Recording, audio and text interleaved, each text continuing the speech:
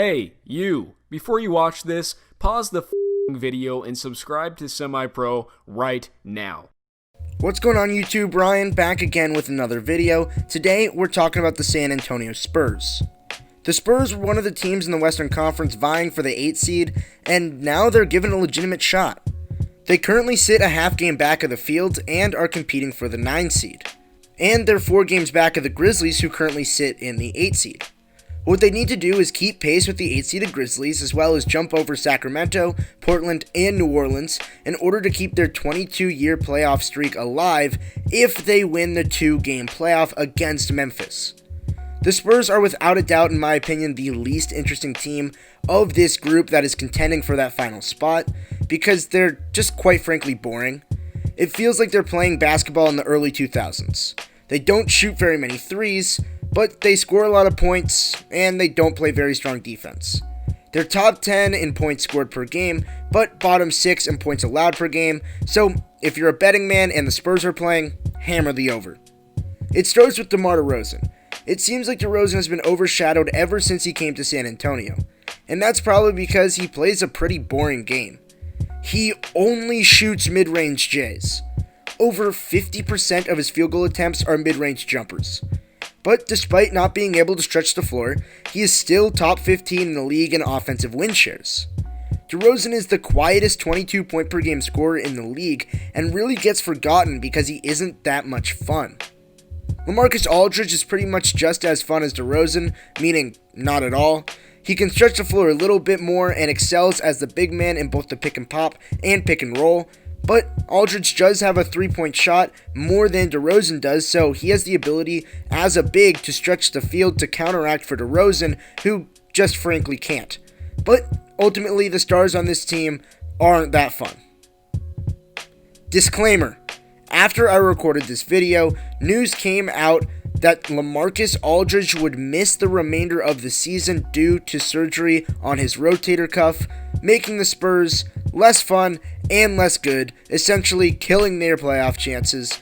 But we'll go on with the video anyways. Treat this as a retrospective of the Spurs season rather than what they can do to make the playoffs, because I wasn't accounting for LaMarcus Aldridge being out when recording this video.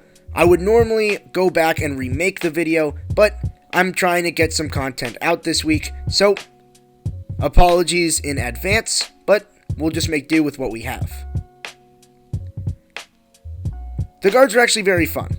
Bryn Forbes, DeJounte Murray, Patty Mills, and Derek White. The problem is with having 4 good guards, they all play the same positions, and they all play around 25 minutes per game. So 2 of them are on the floor at all times, which cuts away from the minute of the other guys. But it's a double-edged sword.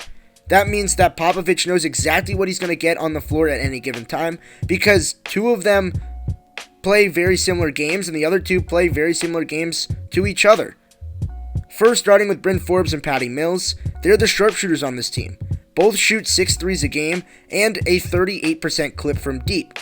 As where Murray and White play the role of the facilitator, averaging 4 assists per game, and shoot a much higher percentage of their shots around the basket as penetrating guards.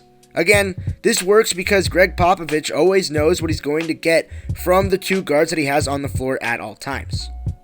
Rudy Gay plays as the DeMar DeRozan light of this team as a 6th man off the bench. He shoots more threes and has just a good enough percentage to be respectable from the outside, but his advanced metrics are far worse than DeRozan. Gay has been an NBA enigma for years, but he can be a volume scorer. Trey Lyles is the final piece of the starting lineup, and you might be questioning, what does he exactly do? And to that I would say not a lot. The team's plus-minus is worse with Lyles on the floor. Lyles has a negative BPN, he doesn't really score at a high clip, and he's an average rebounder who shoots a surprisingly high percentage from 3, but doesn't get the opportunity to shoot that many threes. So, not exactly providing that much to the lineup. Jakob Poeltl serves as the backup 5, and he's one of the most productive bench pieces. He is the 4th highest win shares on the team, the 3rd highest value above replacement player, and the highest box plus minus, and is one of the best defenders on the team as well. So, in my opinion, I think Poeltl should start at the 4 for this playoff run alongside Aldridge, but that's neither here nor there. I'm not Greg Popovich. I don't make the choices.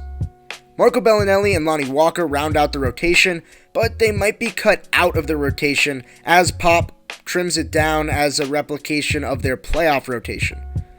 The Spurs, they have a chance to make the playoffs, but in all honesty, I really hope they don't. There's no story in a round between them and the Lakers. It would really just make that 1-8 matchup incredibly boring, and their team isn't particularly fun to watch. And quite frankly, a lot of people, including myself, are just done with San Antonio.